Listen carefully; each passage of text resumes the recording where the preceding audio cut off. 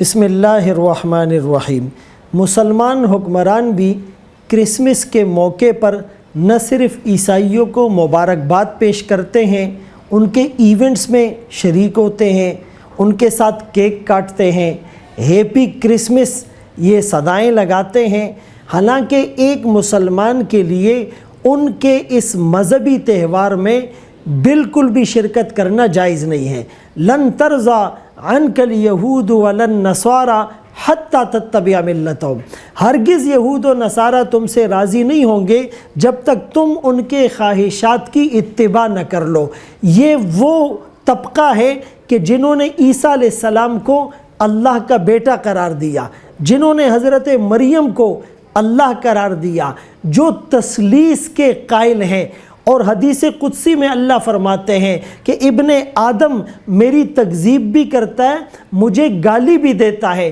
تکذیب سے مراد مرنے کے بعد اٹھائے جانے کا انکار ہے، اور گالی دینے سے مراد میرے لیے بیٹے کو ثابت کرنا ہے۔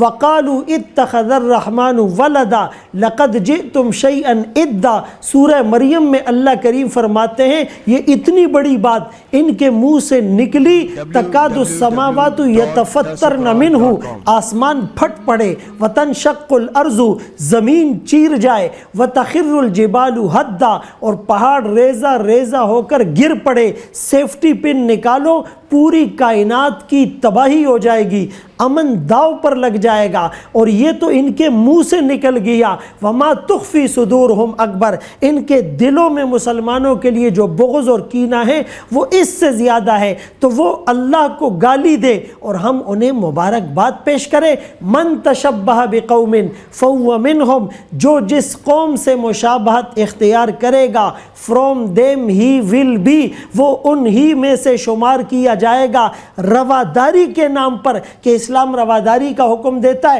تو یہودیوں اور عیسائیوں اور ہندوؤں کے ایونٹس میں شرکت کر لی جائے۔ یاد رکھو یا لمیٹیشن ہے، باؤنڈریز ہے، جیورسڈکشن ہے، ایک سرکل ہے۔ رواداری کے نام پر جو چیز اسلام میں نہیں اس کو اسلام کی سند دینا، یا جو اسلام میں ہے اس کو بیان نہ کرنا، یہ بالکل بھی اسلام میں الاؤ نہیں ہے۔ لہٰذا ان کے اس کرسمس ڈے پر ان کو ہیپی کرسمس ڈے یا مبارکباد دینا بالکل ناجائز اور حرام ہے۔ اللہ تعالی ہم سب کو ان عقیدوں پر عمل کی توفیق نصیب فرمائے۔